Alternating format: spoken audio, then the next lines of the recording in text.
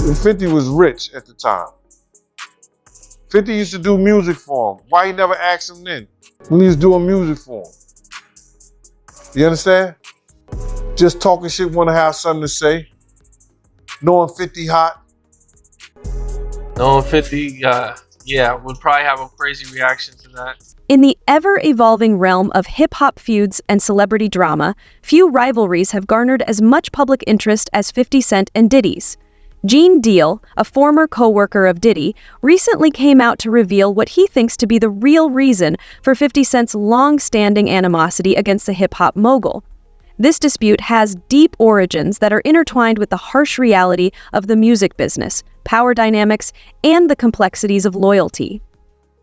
These origins might be anything from personal betrayals to questionable financial operations. As the plot develops, readers and critics alike are left wondering what the true dynamics of this strained connection are. In a recent interview with Tam Capone News, Gene Deal examined the complexities of the long-running feud between 50 Cent and Diddy, revealing the underlying reasons for 50's intense animosity against the hip-hop mogul. According to Gene, who has first-hand knowledge of both performers, the competition between them is rooted in worries about loyalty, exploitation, and the harsh realities of the music industry. You know, I kind of wanted to touch on some old school stuff that I've seen you talk about before, man. Do it, bro. You know, I had seen that, you kind of knew 50 Cent before he blew up. Yeah. The interviewer said that he wanted to bring up some traditional topics since he had heard that Gene Deal knew 50 Cent before he became well known.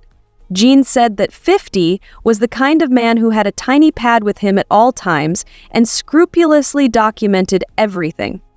50 was the type of dude that kept like a little, he kept like a little pad with him. He wrote everything down.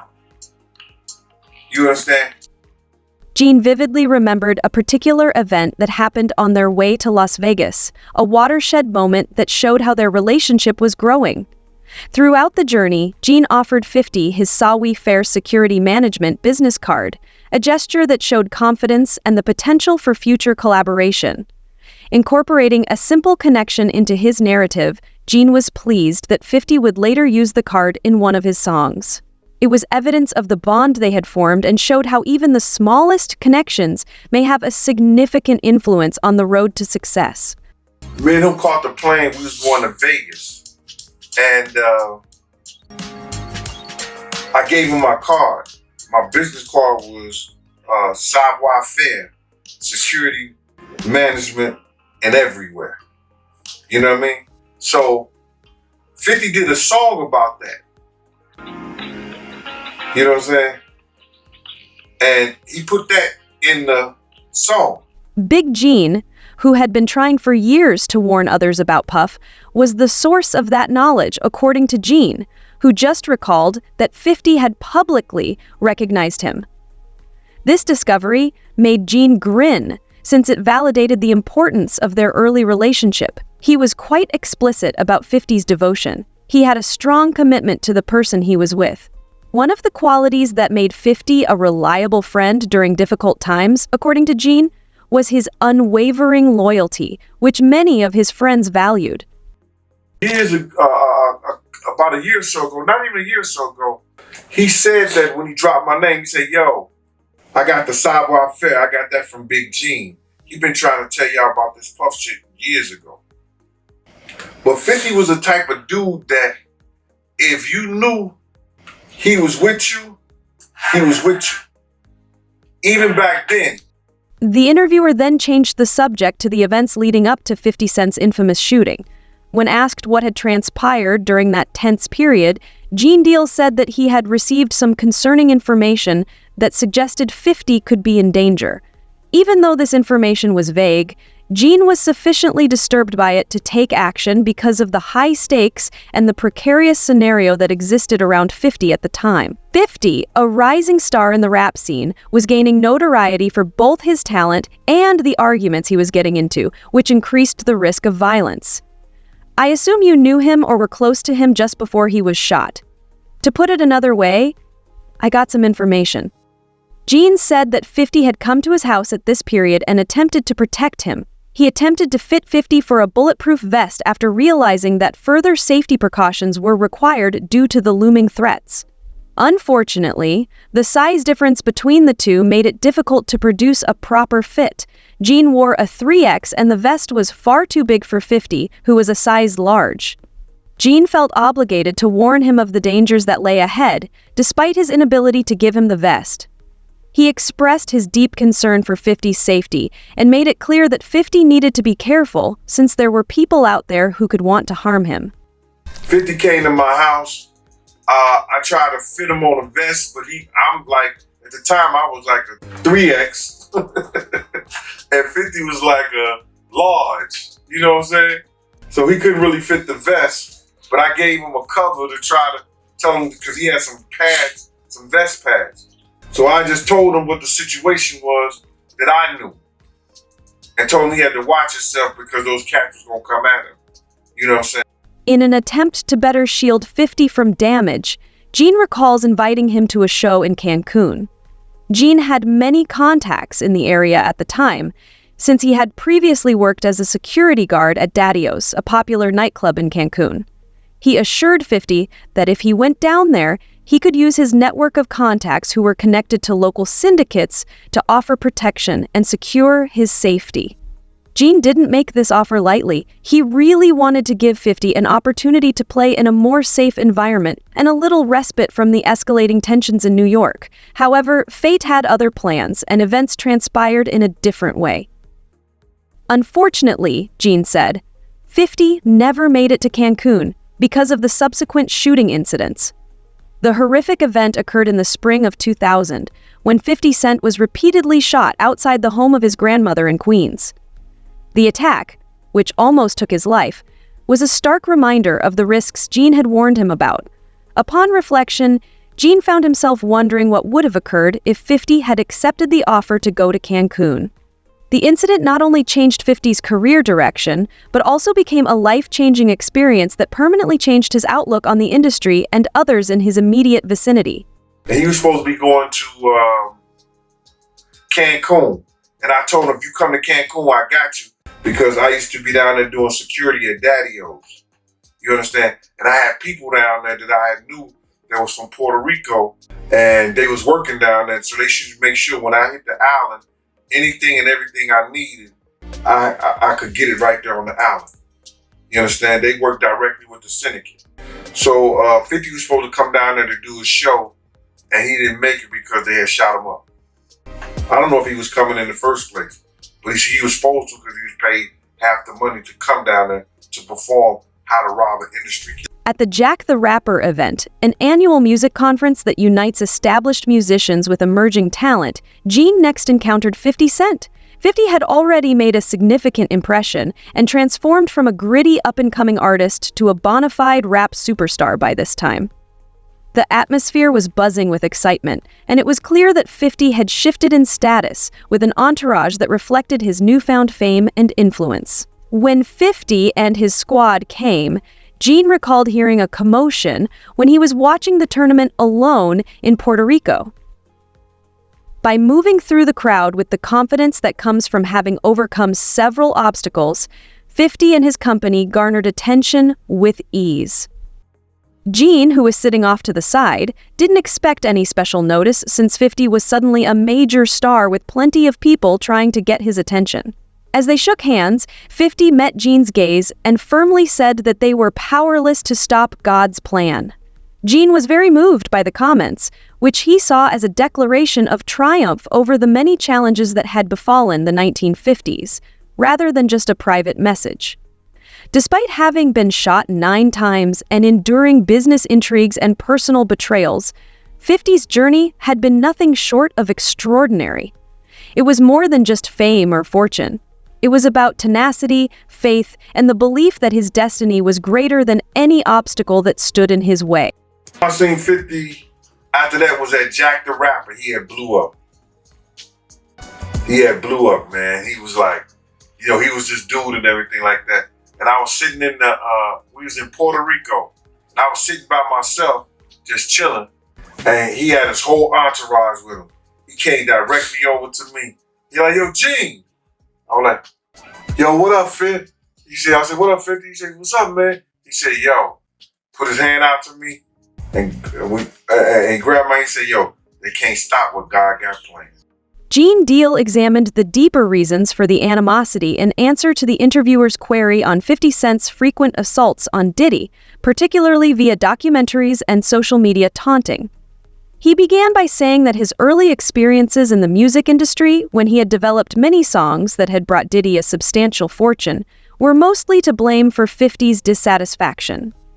At the time, 50 was a young, aspirational artist eager to make his mark. He had not fully understood the business dealings going on behind the scenes, or how he and other young musicians were being used by Diddy, a cunning veteran of the industry. How do you feel about 50 going so hard at Diddy with the documentaries and, what did he do to 50 that made him hate him so much, man? That's crazy. Well, I think it's just, you got to look at it like this. 50 was writing a lot of shit that made a lot of money for Diddy. And he knew back then in the day, he didn't know what he know now, but Diddy was robbing him. The interviewer found it funny to witness 50 Cent's passionate attacks against Diddy on social media.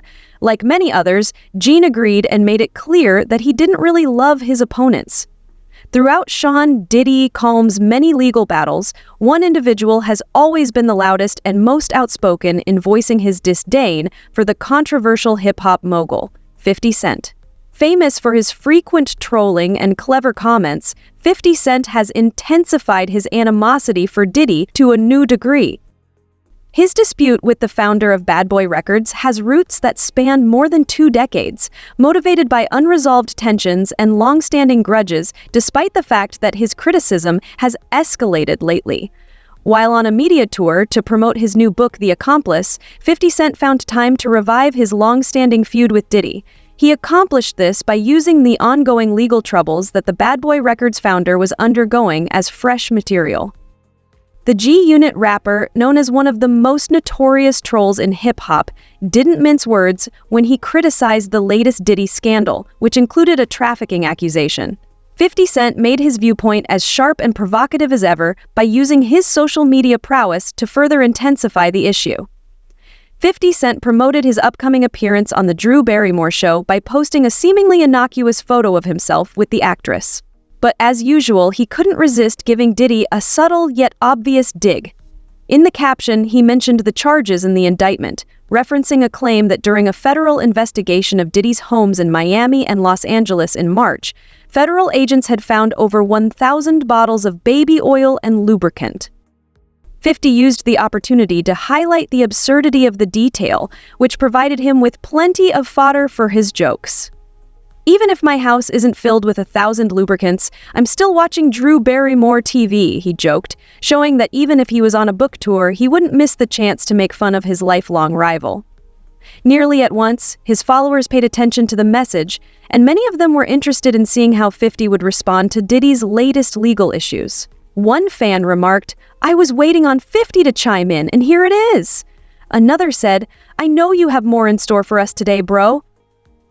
The responses revealed the presumption that whenever Diddy got engaged in a dispute, 50 Cent would always jump in with his brand of savage taunting. His fans knew that in addition to promoting his own endeavors, the rapper utilized social media to resolve long-standing conflicts and keep his rivals on their toes. For its time, 50 Cent's criticism was particularly noteworthy.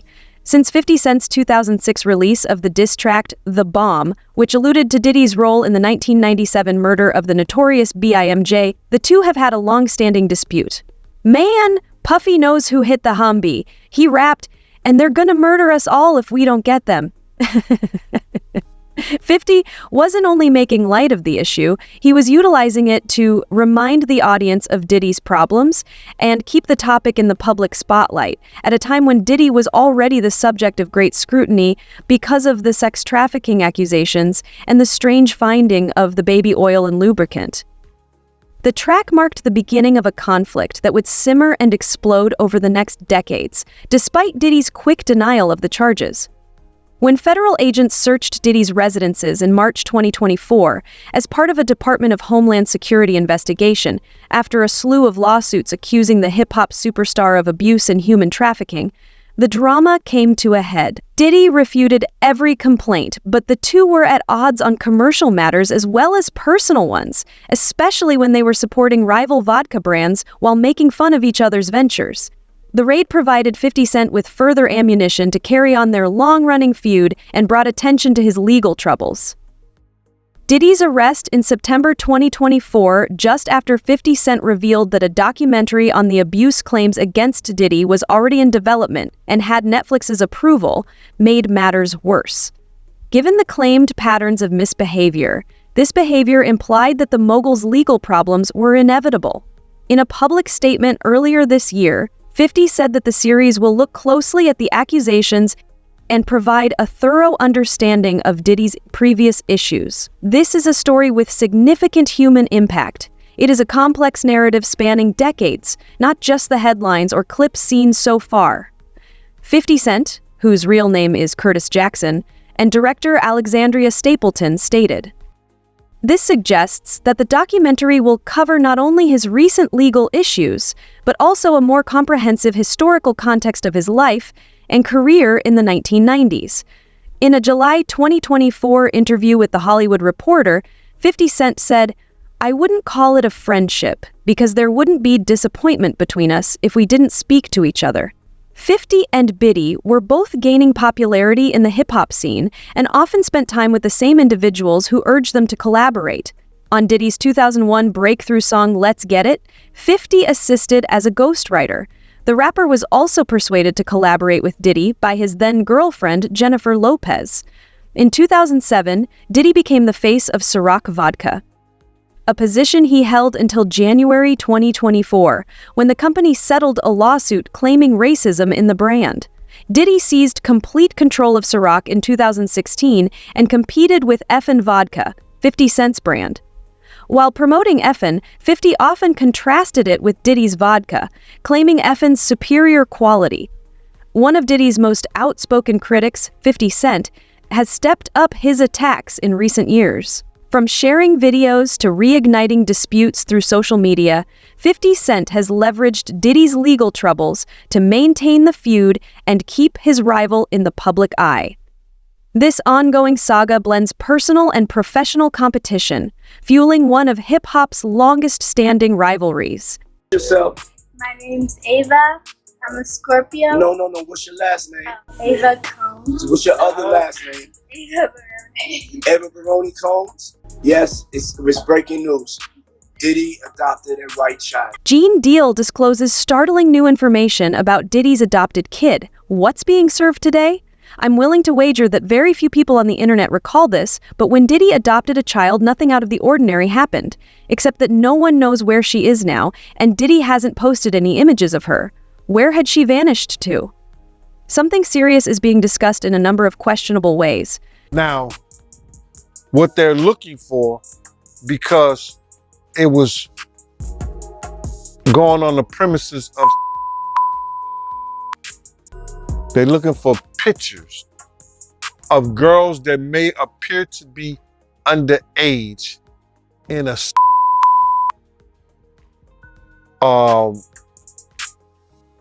context.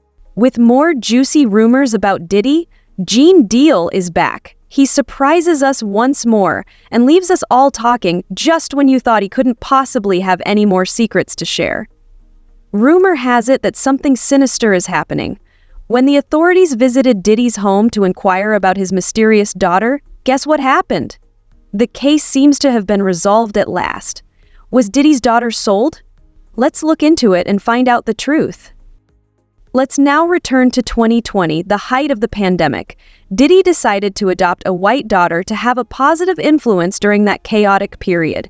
He unannounceably went live on social media one day to present his newest family member, Ava Barone, to the world.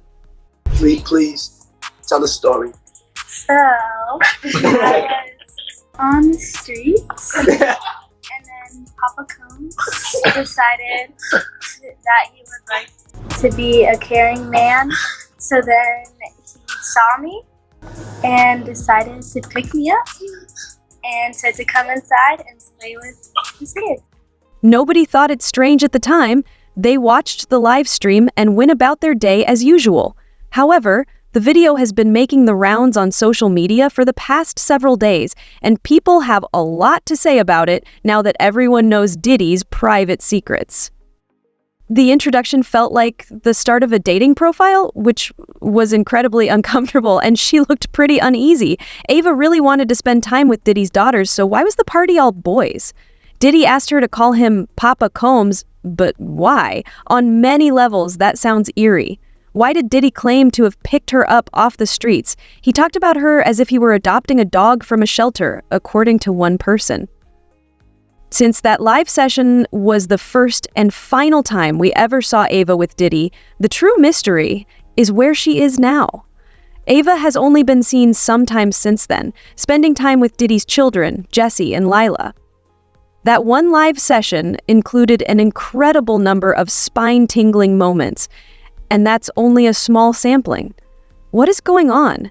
And was Diddy involved in any way? I adopted you like Madonna adopted kids, and everybody else adopted kids. Charlize Theron, everybody that's ever adopted Sandra Bullock. I adopted you because I felt that you could, enjoy also having a black. All right, so there was some really insane talk during the live feed. Did he say that he adopted Baroni the way Sandra Bullock and Madonna adopted their children? His analogy to Madonna's adoption experience is intriguing, particularly in view of the current debate surrounding her adoption choices. In recent years, Madonna has portrayed herself as an angel who offers a better future to children adopted from Malawi, a nation without coastlines. She purportedly adopted them herself, but she tricked the parents by offering them a top-notch education in the US. But lately, when the Ethiopian World Federation accused the world-renowned figure of human trafficking, things took a drastic turn. The EWF has urged Malali and President Lazarus Chakwera to look into Madonna's humanitarian activities and even ban her and her group from traveling to Africa and seeing African children as a precaution. In 2009, Madonna found herself in hot water when she attempted to adopt her second child from Malali, but the court shut it down.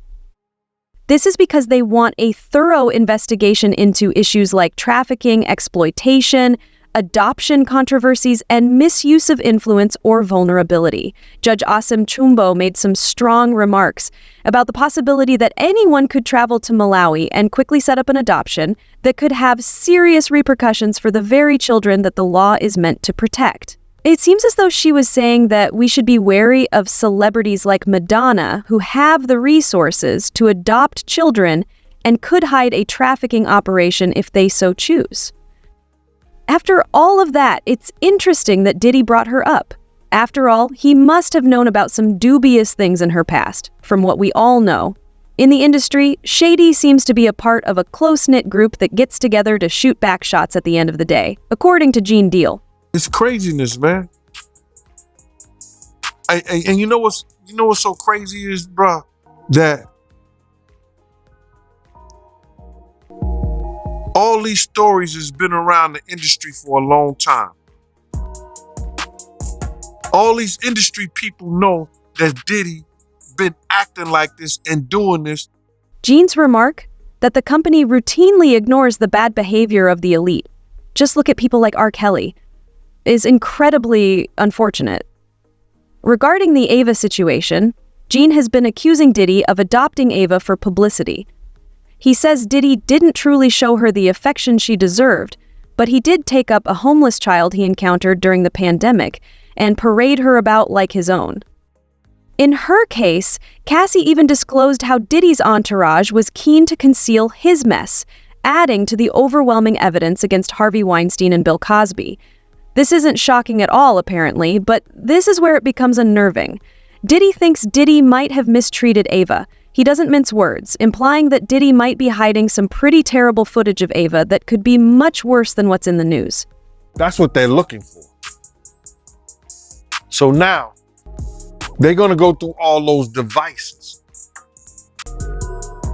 If somebody got any kind of weird fetishes that they got little kids or little girls or something like that, in any kind of pictures or any kind of photos that they took out of there. Reggie Wright Jr. publicly accuses Diddy of trafficking because he is so dubious of the entire thing. He added that as soon as the authorities have solid proof, Diddy's game will be finished. To law enforcement, let them find out her name is on one of those flights out of the country. Why y'all think they subpoenaed everybody that was on that plane and everybody that was traveling with him on planes, and he took her across a state line? If these reports prove to be accurate, many FS are completely in favor of Diddy going to jail. Keep in mind how it was like something from a movie when Homeland Security raided not one, but 2 of Diddy's mansions. Officers were seen driving away with boxes full of devices, and they even took some people in for interrogation. It's unbelievable that even Diddy's sons, Justin and Christian, were caught up in the chaos. It appears that Diddy neglected to alert them about these unexpected guests in the family group chat. So far, it had just included civil cases and nothing criminal, but when the federal government became involved, everything changed drastically. Essentially, when the federal government comes down hard like this, they usually have some serious stuff planned out. According to rumors, one of the tapes Homeland Security sought from that raid involved Ava trying to pinch and mistreating Diddy. The big question is whether Diddy is truly capable of all that or not. It is clear that this hip-hop tycoon has a very dark side because since Cass's original complaint, 6 different women have sued Diddy for various forms of inappropriate behavior, portraying Diddy as both physically and emotionally abusive. It seems that worse fans are inclined to say yes. When you consider how many women have accused Diddy of grave wrongdoing since the early 1990s, it gets even more intense. Cassie revealed some quite startling information regarding her relationship with Diddy. She claimed that he forced her into these bizarre interactions with employees, which he referred to as freak-offs or foes. The worst thing is that ex-GHB, ketamine, marijuana, and other drugs were used throughout these meetings. Cassie used to feel so anxious before these interactions that she would throw up. She made multiple attempts to separate from him, but he was always able to draw her back. If she didn't comply, he threatened to ruin her career and would even send someone to find her.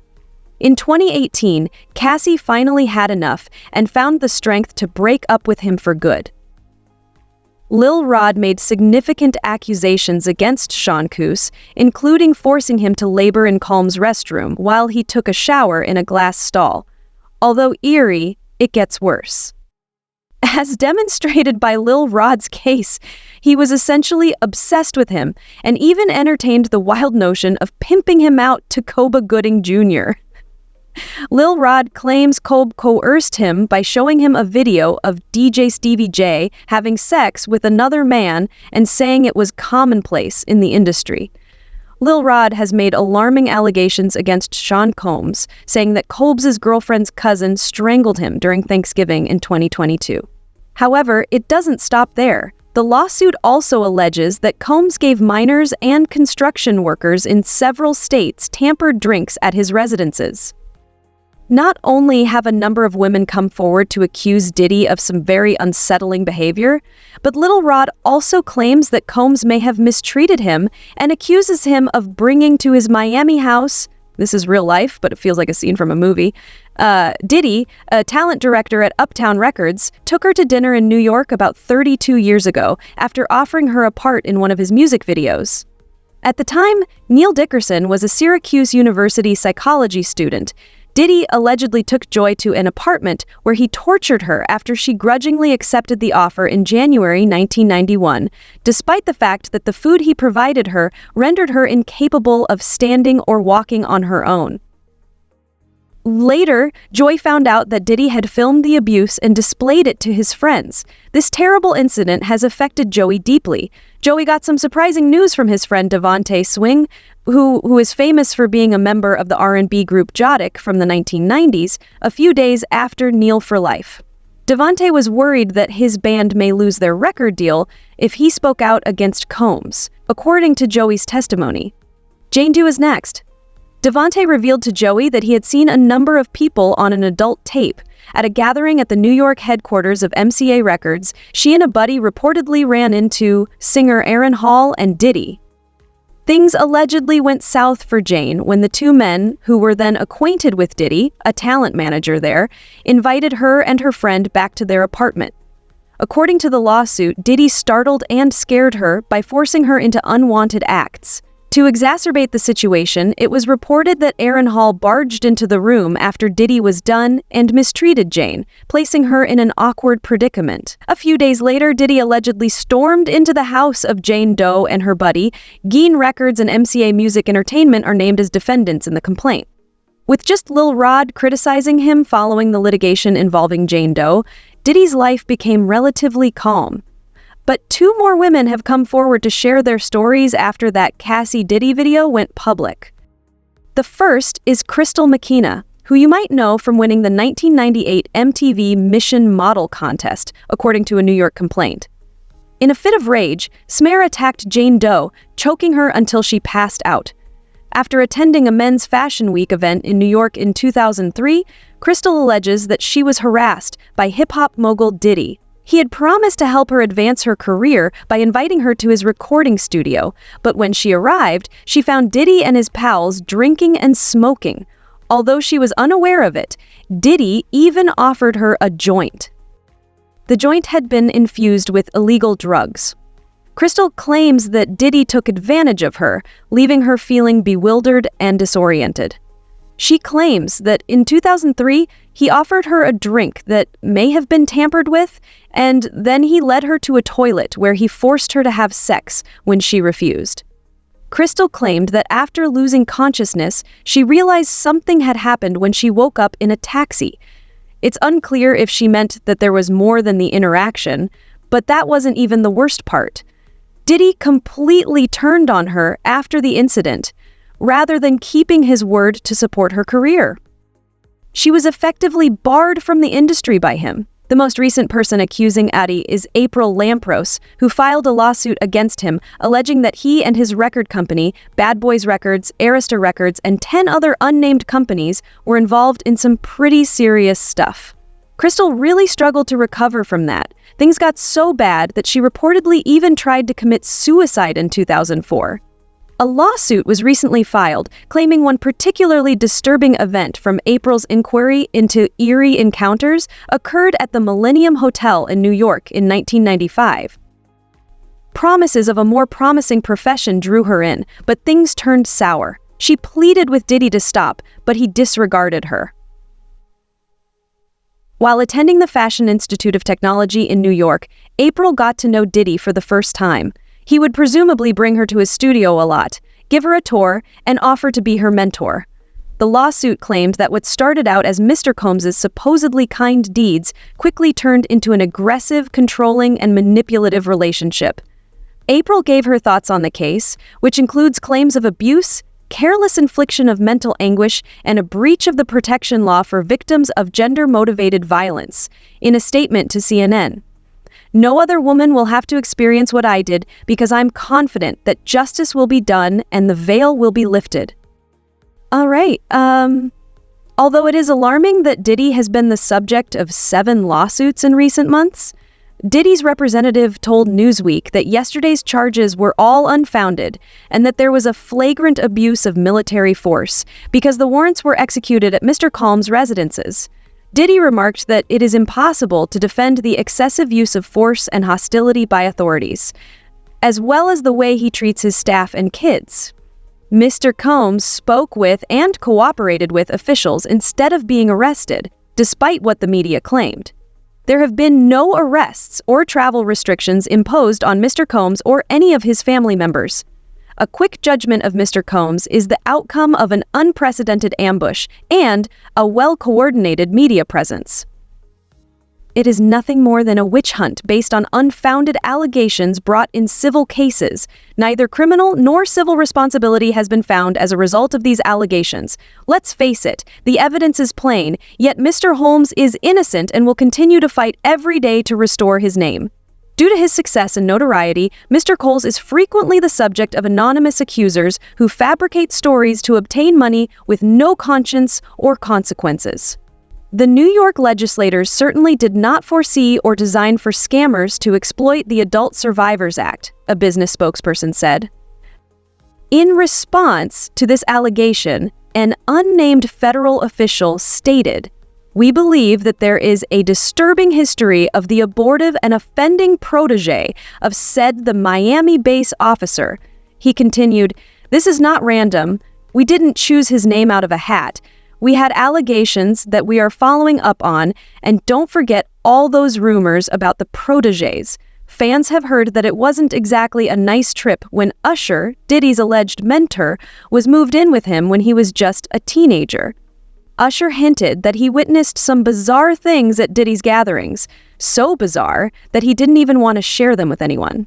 And you're going to go to Puff Daddy's. He's going In the 90s, do you understand what that's like? Puffy's place was like just filled with chicks and orgying like nonstop, right? No, not really. Come I mean, on. but there, hey, it was curious. I got a chance to see some things. Yeah, but you were 13. What were you I saying? went there to see the lifestyle. Right. And I saw it. And it was, but I don't know if I could indulge and understand what I was even looking at. It was pretty wild.